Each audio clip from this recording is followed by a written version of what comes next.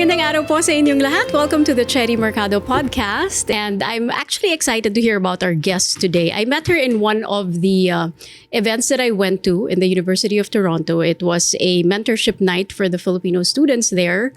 Na meron din ibang mga hindi Filipinos na nag-attend ng event na yon. But basically, they invited some practitioners in different fields so that we can talk to the students in the university so they can see Filipinos who are in various roles and in various leadership roles in the community. So isa po doon ay si Aileen, and Aileen Santiago is here with me today. Thank you so much, Aileen, for your time. Thank you for having me. I really appreciate it. Yeah, kasi nabitin ako, hindi tayo nakapag-usap. We didn't get to talk. I was meaning to approach you then because I was very interested in how you got into the TCDSB, the Toronto Catholic District School Board. That's right. Right. So tell us first, what do you do for the TCDSB? So right now, I'm an equity resource teacher. So I'm working at the board level. But before that, I'm a teacher, and I actually taught high school. I was teaching English and French, and also I was a teacher librarian for many years in Scarborough, a school in Scarborough, St. Joan of Arc. So yes. Always a Catholic school, always. Yes. You've always taught in a Catholic school. Yeah. Okay, what does an equity resource teacher do? Yeah, that's a really good question. And, it's such a new role that we're just figuring it out. It started in September. But I think, after 8 months of being in the role, it's really to build capacity in the system and to help people understand how to address equity issues, how to raise awareness and build our ability and competence around maybe making things more fair, right? So social justice conversations, how to have conversations around race and ableism, and all the isms are quite a few. This is very Canadian, no? I am still amazed. Yeah, it's kind of, I know you've been here, you know, for a very long time, much longer than I have. So I'm kind of still looking at it from the lens of an outsider pretty much, although I've been living here for 2 years. But it's just amazing, these kind of conversations, these kind of efforts that the school board has been doing, or the government has been funding to be able to bring out this kind of conversations in the level of the students, no? Yeah, and it makes sense in some ways that it is. What did you say? Very Canadian? Well, remember, I think a lot of awareness came about after George Floyd. It was a very public, the context for that was very interesting. Everybody was kind of attuned to their phones because of COVID. And then this video was released, and it spread like wildfire on social media. But the thing is, those things had been happening for ages and ages and ages in North America. And we have to understand this is the context of Canada and America, United States, the Atlantic slave trade and the history of all of that. Well, that plays a part in educational systems. So it makes sense now as well, post George Floyd, right? That there's a public consciousness now to say we need to make a difference, we need to change, because in 2020 for this to happen, and the conversations to come out, we need to actually have done this yesterday. Right. Yeah. You don't think these things are going to happen anymore, but right in your face, and it's even, I don't know if it's really happening more, or we just have more. We're just more in tune to it because of social media, because of how rapidly information has been, spreading nowadays. But like, what kind of activities or what kind of efforts do you do for that role, for that specific program that you have? Oh, there are so many. So we are actually quite a big department. And so as a teacher, I primarily connect with educators. So that means the teachers, maybe they want to create a session for themselves and their colleagues. So usually staff, let's say, presentations that maybe center around an equity issue. So for example, we had a presentation talking about microaggressions, and that's the language. Our subtitle is The Power of Language to Build Inclusive Spaces. Actually, to build or break inclusive spaces. So sometimes the language that we use can actually communicate very offensive things to people. And a very common one that I've experienced, and many people that I know have experienced, is the question of, where are you from? And I was an immigrant, right? I am an immigrant. I came here when I was 7 or 8, was born in the Philippines. But when you have communities that have been here for hundreds of years or 100 years, let's say, and because they don't look white, they're going to be asked that question. Oh, where are you from? Oh, well, my family grew up in, for example, there are some black folks, black communities in Halifax, Nova Scotia. They've been there for a long time. No, but where are you really from? No, where? And they're really trying to get at the ethnicity piece, but they, and what does it say? It communicates that people who don't look white are actually not necessarily Canadian, right? So that's an example of an activity. And so we also do other things. Like we also create like resources just for educators to kind of help them raise this awareness with students so that they can be equipped to have these conversations and think about these things as well. It can be contentious. Some people think that we are brainwashing. I was just about to say this is. But I will, and if it's okay, I'll share my experience. Of course.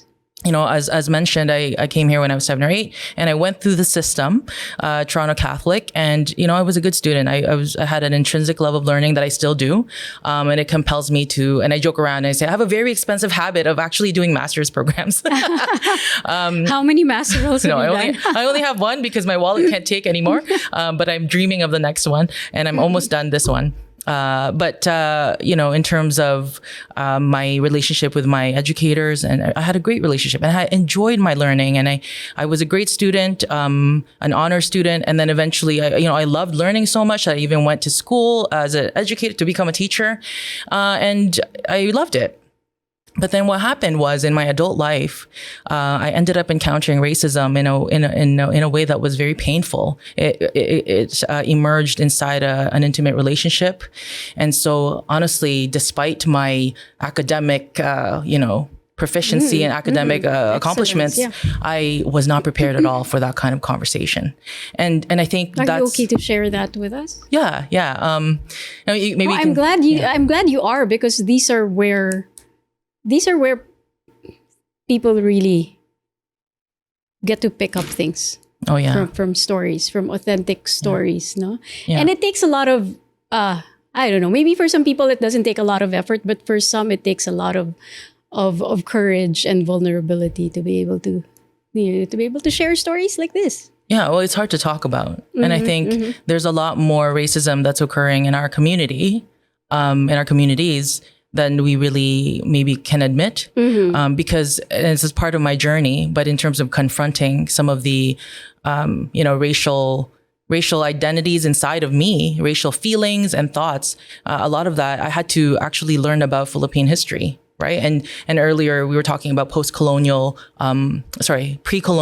materials that you were creating in a different podcast or a different medium, but that I had to go deep and understand who I am, right? Through the history and the stories and the people, and but even you had to understanding. go through the hurt first before having to do. Because it catapulted me into those questions too. And you know what? It was a series of experiences, a series of milestones really that kind of brought me to that.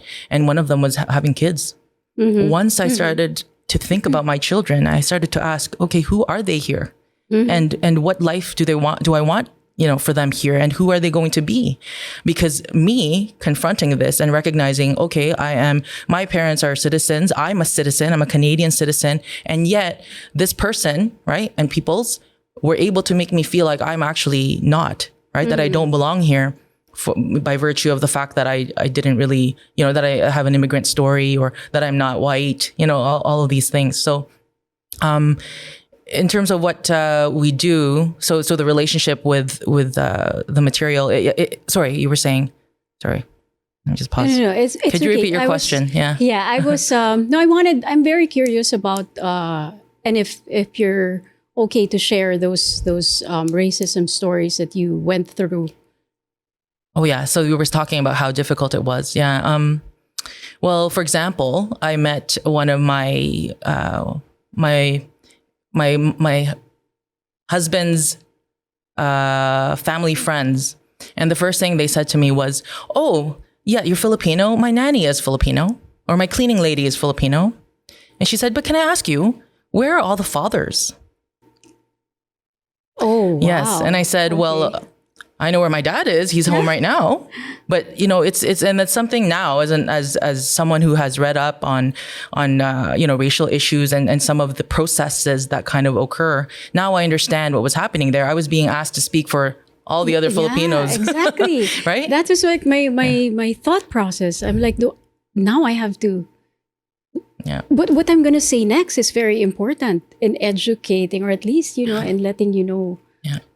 And I will share that some of my experiences, I experienced it later in life because I have that privilege of growing up in Scarborough in Toronto, which is pretty cosmopolitan and multicultural, although racism still exists here, but in a different way. Mm-hmm. But I know that there are folks who are living in outside or farther away from the city, maybe in more rural areas that are a bit more white dominated, and they experience this very plainly. Like, I think it's a lot more explicit, this kind of othering and that kind of language and those microaggressions. I would think that, because one of the things that I realized about living here, of course I haven't lived in other parts of Canada. Canada's huge, but I've been in Toronto for 2 years, and I'm like, now I see what they mean when they say that it is a diverse country. I mean, we do have more tolerance for diversity here than in the United States. I would dare say that.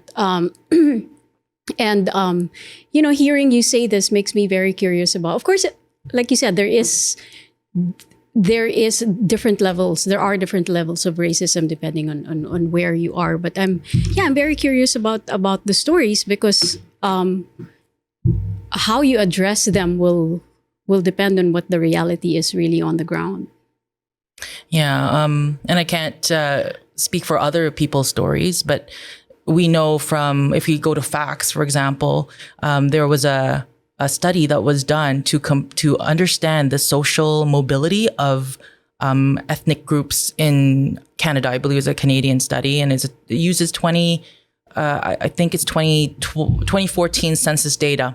And they saw that of these ethnic groups, and really they wanted to see what the comparison was between the education level of parents who come here and then their kids, right? Because, the story is, it's the dream, right? You want to, my parents, they actually, this is part of my story. My parents came here on borrowed money. They borrowed it from my uncle. And, that was all they had in their pocket, $2,000. And they stayed with my mother's aunt, and a family of 5, because my parents had the 3 girls with them. And so we were there in one bedroom for a while. And, the dream is you want better for your children, right? And usually that manifests in terms of education. We can have another conversation around that. But let's just say, looking at these outcomes, and they actually found that Filipino men were the only group that had less education than their parents. And of all the ethnic groups, it was the one ethnic group, Filipino men, had less education than their parents when they came here.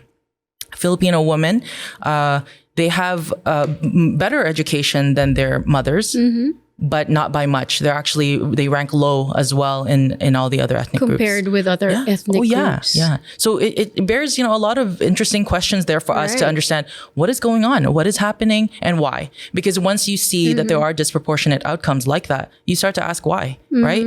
Given the promises that are kind of... Right.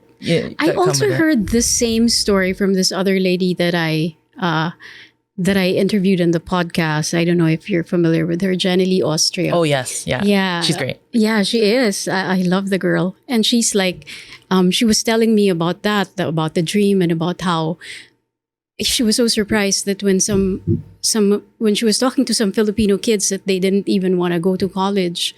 And that's very different from if you were back in the Philippines. Not wanting to go to college is like a taboo kind of thought. Education is very highly priced, right? So when they come here and maybe they see people, they don't need to finish going all the way to university to get a job. Maybe some of them just go straight to the job. Or what kind of other factors go into that? What do you see? Yeah, there was a study that published, I think Jenny was actually part of that study, where they collected data in Toronto and as well as some in the western, I think it was probably Manitoba, but I'm not sure. So don't quote me on that. But other factors are some of the subjectivities that that exist for Filipino men, for example. So if we think about this, right, and how racism works, if in a country you come in and the messaging is you have to be a certain way, you have to be white, right? You have to be, the ones who succeed are the ones who look a certain way or act a certain way and who have a certain level of education. If you also have the expectation that, okay, I'm Filipino and the easiest thing for me to kind of jump into is a career in nursing, because most people in my family are nurses, right? And as a woman, again, we see that they are in a lot of care industries, right? So they become nurses or caregivers or something in that area. But what is there for Filipino men, right? And so I think a lot of boys come in and what kind of guidance do they have? Who do they look to as role models to start to imagine themselves to be? And so I think that's partly it. Some of the study also talked about attitudes towards debt, actually, and that there's debt aversion in our communities, and how people sometimes parents will say, don't just work first, right? And so work first rather than owing money because there's OSAP and all these other systems that are here. So then they kind of avoid. So that's in the study. And there are some other factors, but we can't really say. We can't really say. That's super interesting. It's the first time I've ever heard of that, like Filipino men specifically, plus the fact that they are having maybe lesser or just a little bit higher than their parents, which, like you said, go against the dream. You mentioned it a little bit a while ago that you loved learning, and that's the reason why you wanted to become a teacher. You've always wanted to become a teacher? I think so. I think it's a vocation for me. I think that God gave me these gifts. The gift of gab is sometimes people say I'd like to talk, but more than that, I have always had a real love for people. Like, I went through a phase, right? When you're a kid and you're just kind of learning about prayer. And I remember I used to pray, God, please, make me lose weight. But, after I passed that, I remember praying afterwards, God, please help me to love people. And so it really comes from a caring place. And that was me fairly young. That sounds very simple, but But it kind of sounds strange for a child to ask. Yeah, teach me to help me to love people. Help me to love people. That's what you wanted. Yeah, not that I hated God. People or anything. It was more like help me to build that love. I don't know. I was a weird kid and I'm still a weird adult. So like, and I own it with every fiber of my being. Did I always want to be a teacher? What made you a weird kid? Oh, I'd love to know. I love what? Weird people. Those people who brand themselves as weird are the most interesting ones. Oh yeah, we should call my family in because they'll have stories for you. But no, what? I think everyone is a little bit weird, honestly, right? Yeah, of course. To be serious, what was weird? I just. Were you different from your peers? You wanted different things? Were you? Yeah, I was interested. I would read a lot. I was a little bit more introverted. I also did not necessarily like being in large groups. I remember when I was in grade 8 in my friend group, kind of smaller group, they started to mix with another group, and then I said, okay, I'm out of here. So I actually wrote them. I wrote like one of my friends there an official letter saying I'm exiting this group now, and I appreciate all you've done for me, sort of thing. Just now a little bit. It would be, you'd see in the chat room, Aileen. Oh yeah, no, there were no. Oh yeah, that's right. Aileen left the group. Left the chat. But I've just been a little bit more prepared to be solitary. Here's another thing. I used to deliberately kind of do embarrassing things just to be deliberately do embarrassing. to feel that embarrassment, to inoculate myself from feeling those anxieties. So I remember being with a friend and I was wearing this kind of masculine hoodie and I put it on and zipped it up all the way and I was kind of like doing this. And she said, "Can you stop that? Because you're being really weird." And I said, "That's exactly why I'm doing it." So it's really the kinds of questions as well that I asked. In grade 8, we were asked to write a paper. This was the year of Y2K, by the way. Oh, yeah. Okay. Was a grade 7 or 8. And the paper that I wrote about was life. The world was going to end, right? Life, is it really worth living? So very big questions as a kid. So how I got into teaching, I think it was always there. And I went into a high school called Mary Ward in the Catholic board here, and it's self-directed. So it's really cool, the system, but I'll just give a little bit. It's a system that doesn't necessarily enclose us in classrooms, and we don't we're not just confined to our cohorts either. So I was always with my classmates, but it could have been other people, other ages. Anyway, I ended up in a lot of kind of peer tutoring situations, and my friends would always say, hey, you taught me, like, I understand now, like, you should be a teacher, right? And the thing is, it came from a place where I actually could explain it. It comes from like empathy and being able to perspective take and try to explain to them in simple terms why something is happening. Because I always had that mind, like understanding the whys. Yeah. So, and when I look back now as to where I am in this equity resource role, I really feel like God has given me stepping stones to do the job that I'm kind of being called to do, which is to speak out about some of these things, right? As painful as the experiences I've had have been, I do see them as gifts so that I can, share my story. I'm working on a poetry anthology that's going to document some of my journey. And I'm also doing my master's, so I'm researching things, centering on Philippine communities. So that's what I'm hoping to contribute. Yeah. What else? What are those other hurtful things that happened to you? Okay, you're asking me to dig deep here. Let's see. Sometimes it's these conversations around my parents, for example. My in-laws said to me once, "Oh, we don't have anything against your parents. They are such hardworking people, and we don't have anything against them." It struck me. I said, "Wow, so my parents are accepted by you, let's say, right, by my in-laws because they're hardworking. But what about other communities? Let's say white folk, right, who are not quote unquote hardworking, or that they are in social assistance? Like, is there the same sort of evaluation of their value as citizens here in Canada? Right? There's other things that it happened. Why do you have to say you're accepting them? Yeah. Like, Yeah. are we applying for anything here Yeah. that we just got accepted? So Yeah. are we supposed to thank you here? Sorry, you're married to a what? Oh yes. So my husband is white. And it's funny. Here's another example, and it was part of my learning journey. But when I used to introduce us, so I would say, "Oh yes, my husband is Canadian." Sorry, I would say, sorry. Let me start over. When I used to introduce us, I would say, "Yes, I'm Filipino Chinese Canadian, and my husband is Canadian." Right? Yeah. And, there was a job that I was tutoring Korean students actually overseas. So it was by phone. And I was told that I had to make sure not to reveal my Asian ethnicity. I had to make sure that they continue to believe that I was white, because Canadian identity is blonde, blue-eyed, right? Yeah. So I had to hide that part of myself. And I was cautious, and I had to disclose to one student. Eventually, I disclosed to one student and told him, about my background. I showed him a picture, and he said, "Oh, yeah, you look like me," right? But those are examples. It just communicates to you how you don't belong in this country, right? As an Asian minority, right?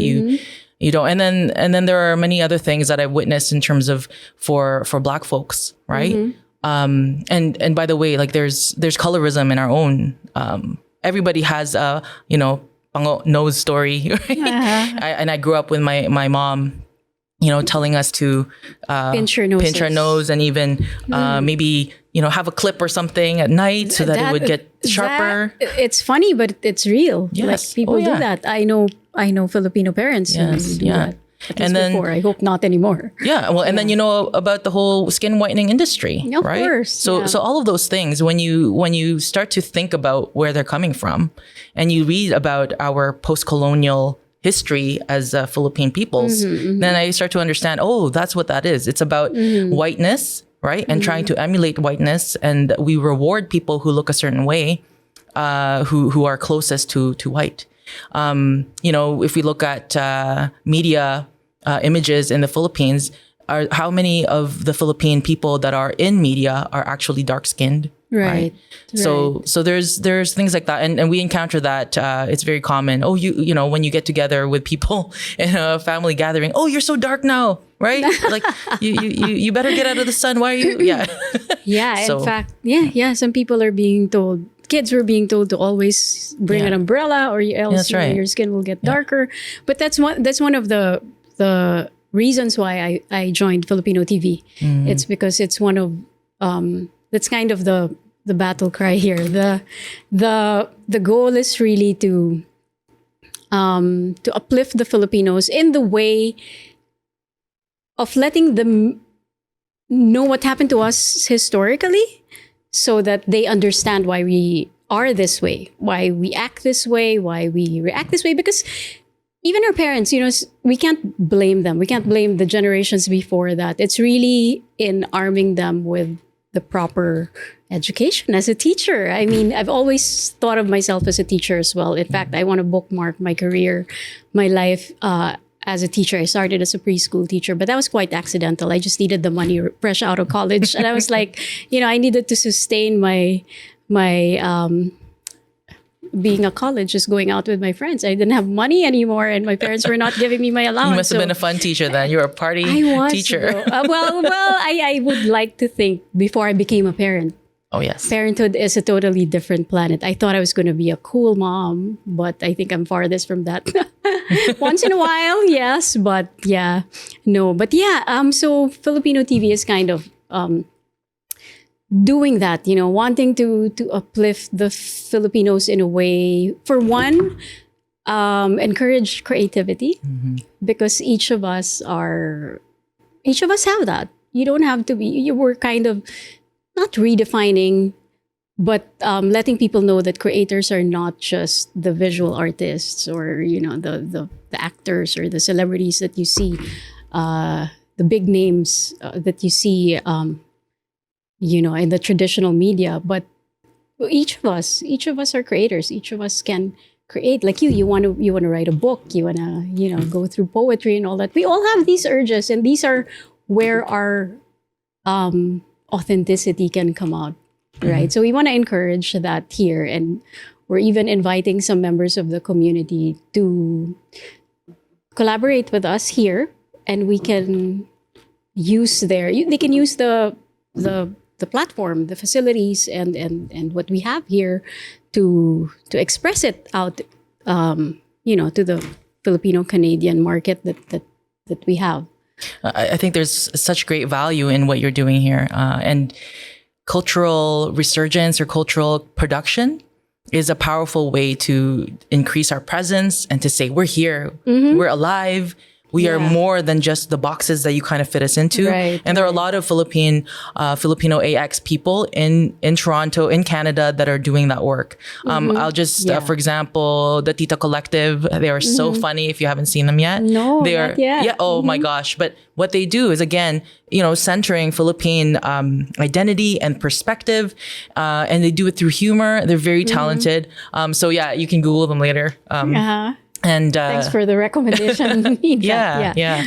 But that's really powerful, and giving them the platform too. I think that's great, and really showing, you know, affirming our identities, creating the space is a powerful anti-racist work, in my opinion. Right. You know, and that's supported by literature. So yeah. So during the time you were growing up, did you have those phases where you wanted to be white, you wanted to be more like them, or ever since you have wanted to protect your identity, and you were rooted in that, but of course the challenges of having to stick to that with all these external factors that are, you know, battling you, and not seeing, like what you mentioned earlier, you didn't see any role models of the same skin color or same ethnicity as we do.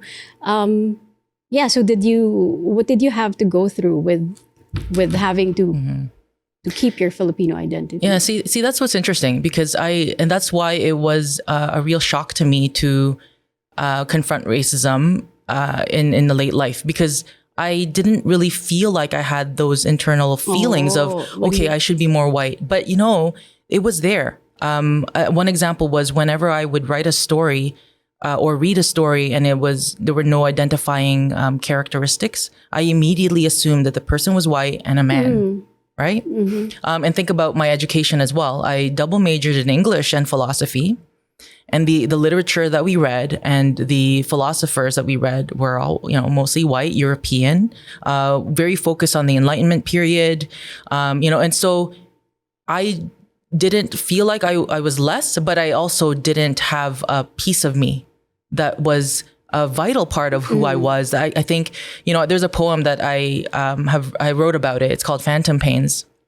And in it, I talk about how, when I left the Philippines, I kind of said goodbye to that part of myself because, and I think a lot of people might resonate with this feeling. There's strong assimilationist forces here, right? When you come here, you're like, okay, you got to do what you can to survive, right? So you let go of the Tagalog language. Like think about how many families do not enroll their kids in learning Tagalog or Filipino, and instead they'll learn Italian, they'll learn something else because it's more valuable to learn it, right? So the thing is, I said goodbye to my left foot. My left foot representing all of that culture, kind of Philippine identity. And so I went and, created my successes and I had my achievements all around, Toronto or Ontario, etc. And then what happened though was I realized that all along, I thought that I was just resting on this side of myself. The assimilation is the strength of Western education and everything. But actually all along, my Philippine side, right, my Filipino Chinese heritage was actually helping me, and it was a source of strength. And I go to the collectivist, pieces of my life, like how I'm so rooted in community. Everything I do, I'm so thoughtful about how I impact people and how I move. And I always thought that was kind of a Catholic piece, but what I'm learning is that's so much about how I am in community. I care about people. It comes from me being in relationship with people, which is a very, kapwa, kapwa thinking, kapwa pedagogy, right? Which is I'll cite, who said kapwa pedagogy? That's one of the things I had to look up.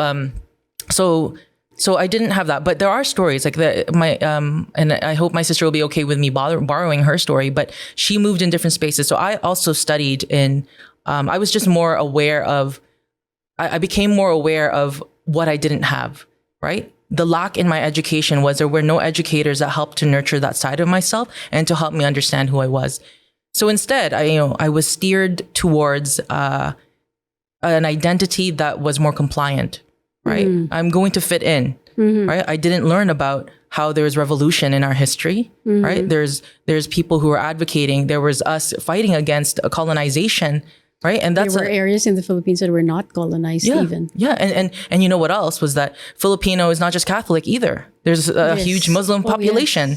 Right. So understanding all of these things I didn't know. And all I thought was, okay, I just need to be successful. I just need to make sure that I get a good job and that I do, pay my taxes sort of thing. And so that kind of narrative was sort of laid out for me. And I wouldn't say that I had internalized any sort of inferior feelings, but I'll tell you that I didn't pursue more, and I didn't understand how vitally important it was to draw on that until later. Yes. Right? And people don't usually, you think the youth now would know that they need this part? No, it's up to the community. It's up to the society to give it to them, because they wouldn't, these are the intangibles that you just feel, but you don't know. You can't really identify it right there that this is what's lacking or this is what I need to know. Yeah.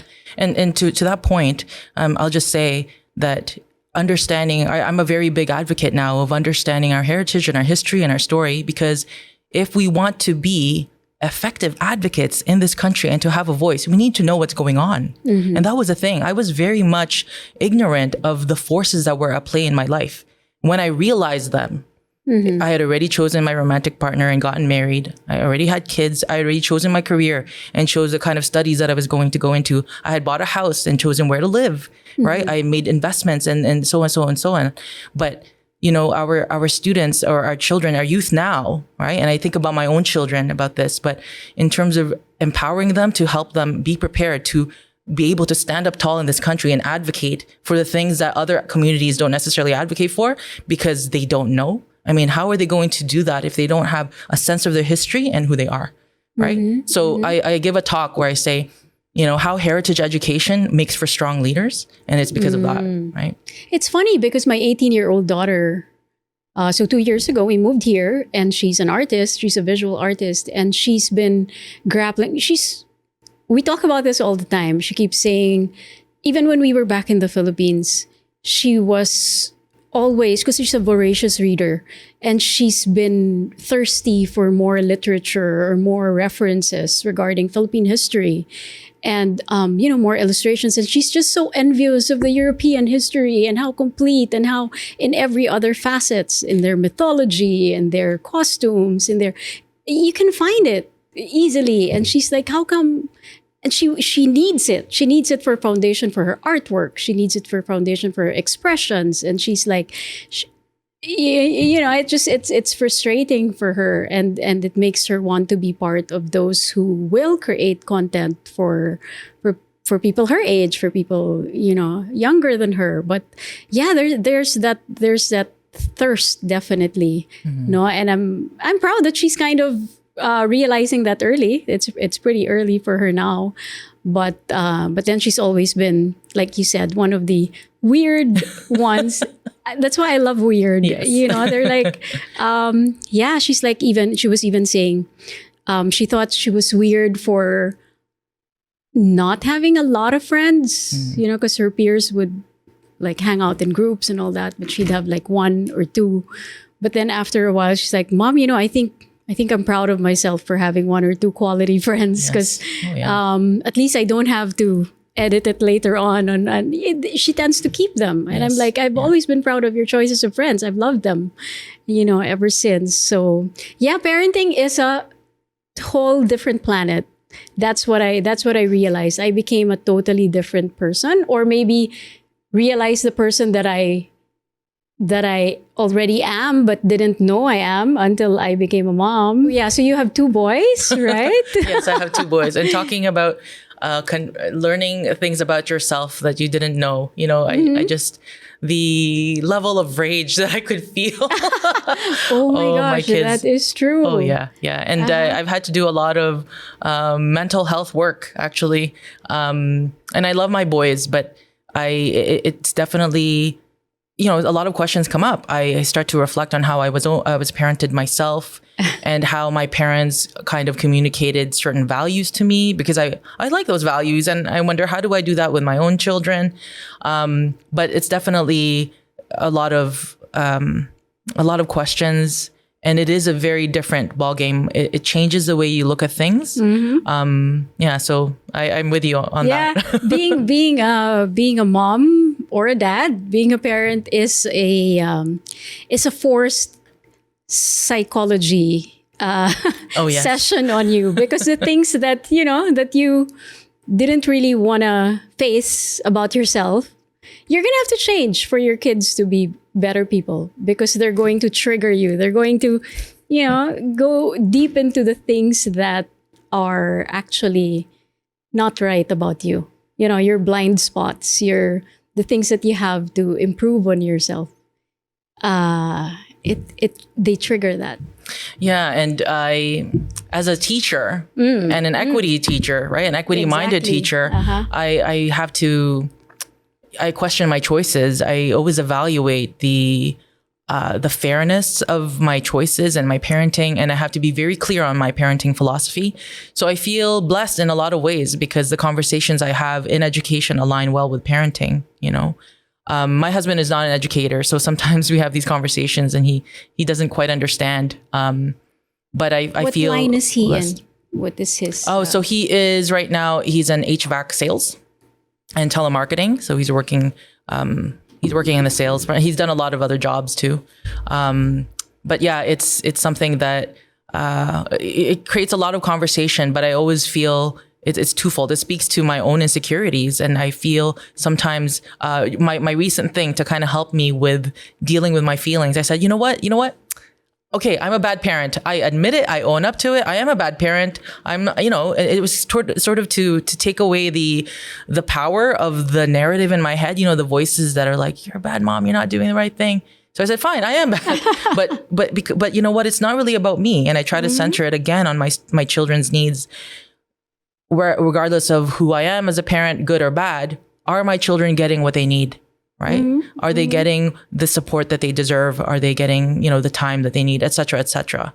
Because that's, like you said, it's so many of the fears and anxieties kind of come out. At least they did for me, right?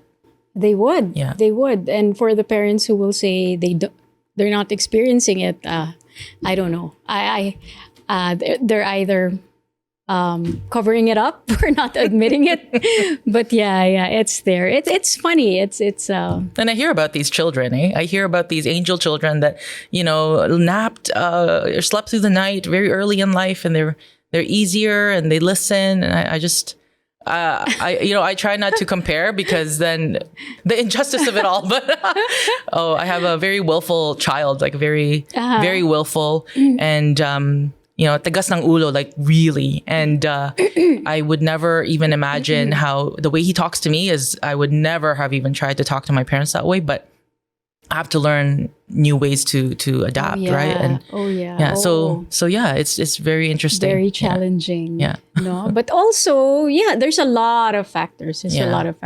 Like their age would kind of there's anyway. But then they change. Yes, and this might be your saint. Like maybe I don't know, 5 years from now, maybe he'll the one who be the sweetest boy.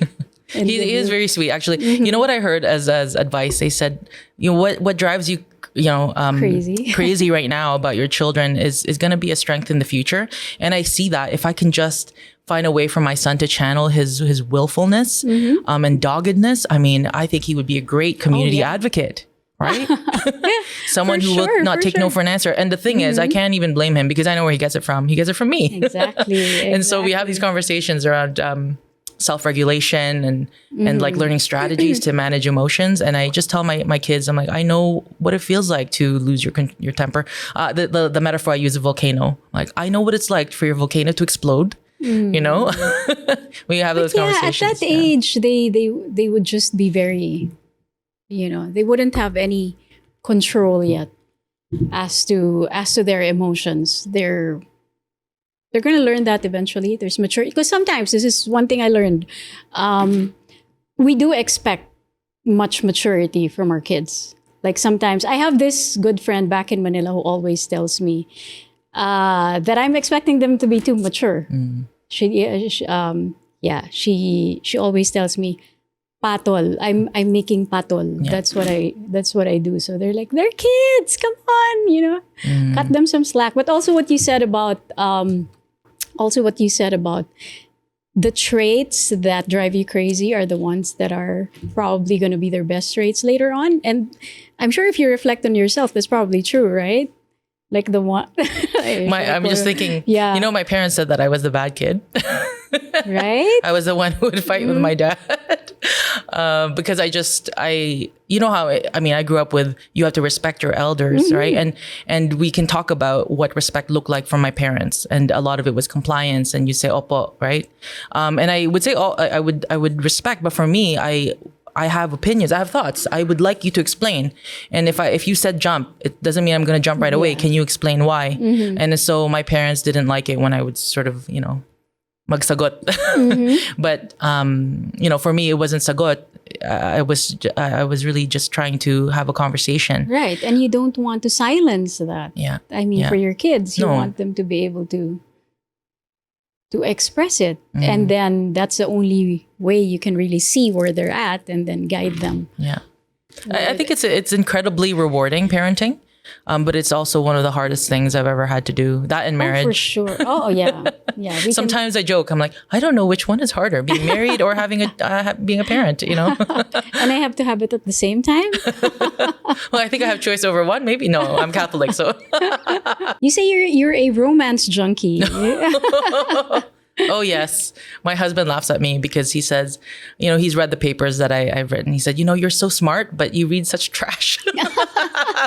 Now You gotta balance it out, right? I think, it's my escapism. So I read a lot of romance novels and I watch a lot of K-dramas. And I am selective though. I don't just read anything. So contrary to what my husband will tell you and anyone else is it's not trash. There's actually quite a lot of things to offer inside those stories. And again, I'm a literature student, right? So I love transformation stories. I love to find out what is it that changes people's hearts, right? And at the core of a romance story is really that. There's a change of heart. What was it that got someone to see someone in a different way from someone who's just a friend or just even a stranger to suddenly someone who's so significant, their significant other, right? It's the empath in you that loves the romance stories. No, because, well, I am I'm the cheesiest person you'll ever know. And my daughters do tease me a lot about that. Like, yeah. And you say you have a bad temper. Yes, most people don't know that, and and this is not just after having kids. It's not the rage. That's no. As a kid, I always have a story where I remember I was very young, must have been 4 years old, and I was sharpening a pencil, but it kept breaking. I guess it wasn't a very good quality pencil, and I got so mad that I kind of just like slammed my hand on it, and then the piece of graphite ended up in my hand, and it's still there to this day. No way. Yeah, I still have it. It's right here. The splinter. You have a war injury over there. I have, and my why mom. Didn't it ever get taken out? I don't know. I don't know. And then my mom will tell you. One of the things my husband likes to use this, by the way. So thanks, Mom, for this. But apparently, my mom told my husband, yes, Arby is my Filipino name, right? Arby can be very difficult. So now he says to me from time to time, your mom told me that you can be difficult. See, you're being difficult. So yeah, I do have a temper and I'm working on it always. But that's definitely come out, as a parent because the kids push boundaries over and over again. And then when you're in marriage, right, you have a partner, you suddenly have to try to find a way to coexist. And I find I would consider myself very adaptable and flexible and I would work with people. But the thing is, not everyone is like that. They have to learn that skill. And so it's taken me an incredible amount of patience to understand how to work with that. And especially when your partner or, your child, let's say, is neurodivergent, right? That means they don't work in the same way. For me, it's rational to clean the dishes in a certain, fashion or a certain order, for example, but it doesn't always work that way. We're not the same. So that was a confrontation that came out of marriage and even further in as a parent. But yes, I do have a bad temper. Most people, they're very surprised. But it's something that I wrestled with and I sometimes feel shame around that. So I'm working on it in terms of reflections and mental. I'm working with a therapist, and it's been interesting. That's good. We all have issues, and not a lot of us can face it square, right in the face. And knowing that is already half the battle, really. I mean, that's cliche, but it's really just accepting. Because, in fact, right now I want to know more about my blind spots, because I want to work on it. And I've been approaching therapists also from before when some marriage issues, like difference in values, and I am very non-confrontational. That's one of the things. And I thought it was good in the beginning because you're a peace-loving person, and that's how my parents are. I thought it was a good thing. We were brought up that way. Whenever we have any misunderstanding with somebody, my mom and my dad would say, just let them win. It's okay. Just give it to them. Just keep quiet. So I never really learned how to argue the right way. Which means I'm keeping the hurt inside. In a relationship like a marriage, it gets to escalate sometimes. It gets to pile up. And the thing is, my husband wouldn't have any idea, and I'll be, saddled with all this baggage. So that's one of the things that I'm trying to deal with now. All of us have things that we need to learn. Yeah, and it's And you know what? I'll tell you something, but maybe that's why I was labeled the bad child, because I didn't listen to my parents in this respect. I did receive a lot of that advice too, which is like, oh, are you sure? Like when I'm very vocal and I will speak my mind, and because I have respect for everybody, and that includes myself. Right. And I think I would listen to everyone. I respect their voice. So why wouldn't I be able to say as well? Right. So it's part of my own philosophy. But my parents would say the same. But that was your own philosophy even when you were a kid. You had Yes. that already for yourself. Yeah, again, it's a gift. I a very strong sense of self and personhood. So especially when it comes to things that are wrong, like very moral questions, like life, is it really worth living in grade 8, asking these questions. So I double majored in English and philosophy, as I mentioned earlier, right? Asking these questions. But my parents, they were very concerned for me when I started kind of sharing some of my, my grief in my role as a teacher in this board, and some of the issues in education, and how I was going to say, no, I'm going to talk to my principal about this issue, or talk to so-and-so about this issue. And my mom would say, oh, you have to be careful, right? You have to be careful. And I don't think that's unique to me. And I know that there are a lot of, I think it's in our community culturally, right? Some of us, I think there's a strong kind of push towards compliance and kind of like meekness and kind of not causing waves, right? Especially as women, right? As that intersects with being a woman. So yeah, like it's very good to know, and very nice to see somebody like you, especially for Filipinos and Filipino women who are outspoken, who can really share their views despite all of the other things that you've experienced. You are, and you're going to continue to be, a very good example for Filipino women out there, Filipino men and women out there, because it is a very big challenge, even for those who have grown up here, to really be confident in their ideas and letting people hear it, right? Yeah, thanks for saying that. I'm just doing what I can, I think, in the time that I have. You never know what's going to happen. I always joke. And nobody in my circles say when I say this, but I always say I can get hit by a car tomorrow. So I say that too, and people, they're uncomfortable. But they're very uncomfortable. Yeah, but it's part of it's just part of how I live. Like I'm very present. Right? Yes, I'm here, and I'm so grateful for this moment that I'm here.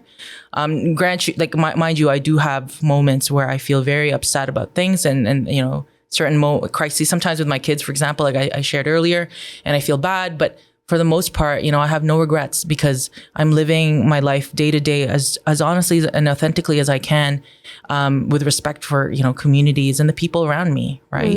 And that sense of self, and reflecting on it, and I've never articulated this before, Cherie, but that sense of self doesn't come from I'm important. It really comes from respecting people. It really comes from how I see us in community. Nobody is better than anybody else. So my child, my son, let's say, has an opinion. I actually listen, and I expect him to reason or to kind of discuss it with me as much as possible. He doesn't. His answer is no. But again, as part of his learning and his journey of becoming, I can't help but just continue to engage him in that conversation, to say, we are a family, are we not? We take care of each other, don't we? And that's what we're going to do. This is how I work. How are you going to work with me? Right. Yeah. So what do you think would be your biggest success? What are the maybe 3 markers that you'd say, oh yeah, okay, it was a successful life. It was the life that I exactly wanted it to be. Yeah.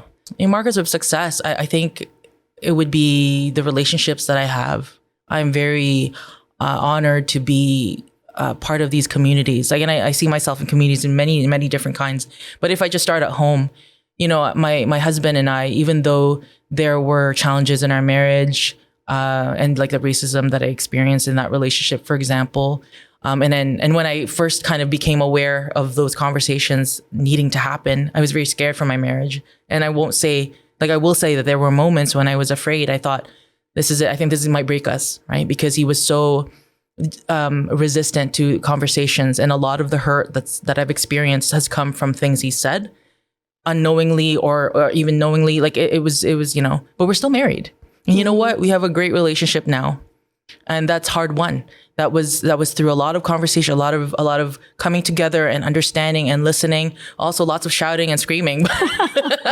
I feel so proud of where we are now compared to before.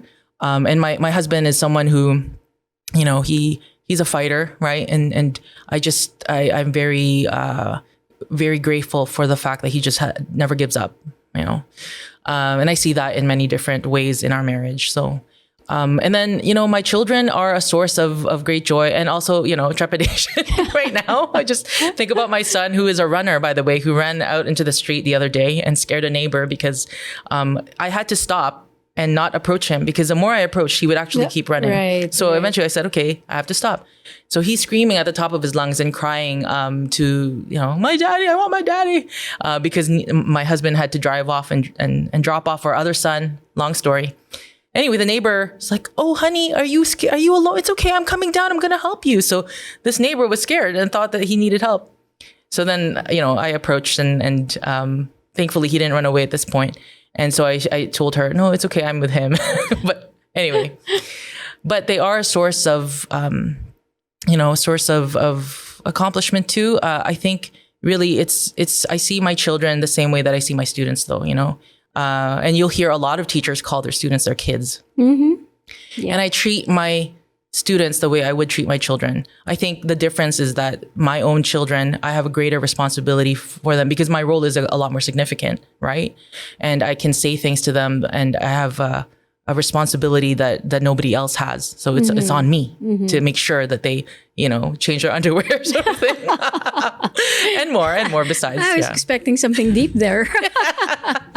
Oh yeah, no, for sure. Like, that they become, my hope for my children is that they find their place in the world and they feel that they are, that they belong, right? Mm-hmm. And I think I'm doing a good job. I'm going to say that. I'm insecure about a lot of things, and definitely my parenting, but I think I am doing a good job because I try to be consistent with my values and same thing, equity-minded principles. And, when my son talks to me about like Indigenous people, and he's 7 years old, and he was talking to my husband and saying, the "Oh Canada," the only thing I don't like about "Oh Canada," and this is him talking, he's like, it's they say our home on native land, our home in native land. He's like, but it's not our native land. It's our home on native land. Like we took it from native people, Indigenous people. And this is Julie Black just sang that song. But my son was saying that way before Julie Black sang the song. And so, it just makes me feel like, I'm raising a strong child, right? A strong child who's going to be able to advocate and who's going to feel a strong sense of himself and who feels loved. And, I give them what I can. So that's another accomplishment. So that's 2, right? And then, other accomplishments. I'm not sure. I think this is like a little bit more open-ended, but, being in community with colleagues as an educator, like I just feel, I love that I can be in relationship with folks in the community like yourself, you reaching out to me. And I feel so open and so receptive. And I'm so grateful that you feel that, that you're welcoming me here in this space, right? So I see myself as someone who is in community with a lot of strong Filipinx, people. We have such a powerful history, And so for me, there's no excuse to feel defeated. Do you know what I'm saying? We are so amazing with the talents that we bring and what we've been able to do and who we are and who we remain and everything else that's coming, right? Like it's incredible. So It can be quite dangerous when we band together, when we realize that. Oh, 100%. Yeah. So it's not an accomplishment that's mine, but I see myself as proudly being part of that community. So yeah. Your narrative is just so consistent. It's amazing, like how the community is so much a part of you. But let me just tell you something about the parenthood thing that you mentioned earlier. One of your insecurities is your parenthood, is your parenting skills. And at this age of your kids, at 7 and 5, and I can only say this because my kids are 18 and 12, and it's not the same for everyone. But the fact that you're insecure about it now is something that we outside as your community member is happy about, because the fact that you're insecure about it means you're thinking about it and you want to be great at it. And one of the things that really helped me before when I was feeling the same way at their age was because I wasn't sure, what am I doing? Is this right? What if they grow up a mess because of the things that I do, right? My small decisions every day. But when you do your best, that is enough for that time. Every single decision, you do your best on that. It's still better than him not having a parent or somebody else making that decision for him. So I just felt like I needed to say that. But I appreciate you saying that. But I it's an important piece, right? Just good enough, right? And it doesn't have to be the best of the best, but giving them, again, centering, do my kids have what they need, right? And yeah. Thank because there's never one right decision. You're right. That's the thing that's so, it's tough. Yeah. But one thing I want to ask you before I let you go is, what message can you give to the Filipino Canadian community? Or maybe even just the Filipinos or wherever they are. Yeah. I think it's that the message is that I guess I already spoke to this, but the message is that as a community, we have a lot to offer, right? And that we are also a diverse group of people, right? There isn't just one Filipino. So if there's anyone out there that's feeling like, oh, I'm a bad Filipino, or I'm not Filipino enough, it's time to really inspect where that comes from. That actually isn't coming from you. It's coming from somewhere else that you've encountered in as part of our post-colonial history as well. So I think that you can be the best Filipino by being the best you can be, pursuing your passions and your loves and your interests, and reading history, but claiming that label proudly, right, of who you are. I actually, as part of my journey, I don't necessarily identify as Filipino anymore. I now say I am Taga-Ilog, Fukien Chinese, settler on Turtle Island. Right. And that just speaks to all the different ways that I kind of understand my identity and my relationship to where I am now in this place. And so, we're dynamic people. We have so much to offer. So yeah, you embrace that. And I think like it's going to be amazing. They're not going to know what hit them when, when we arrive on scene. That's true. Thank you so much, Aileen. Yeah, thank you for having us. That was fun. I hope you had fun as much as I did. And I enjoyed the conversation with a lot of insights and inputs that I'm going to take away after this hour. And that concludes another episode of our podcast. Join us again next week for another guest, another member of our community here in Canada. So yeah, that's it. Thank you so much. Bye.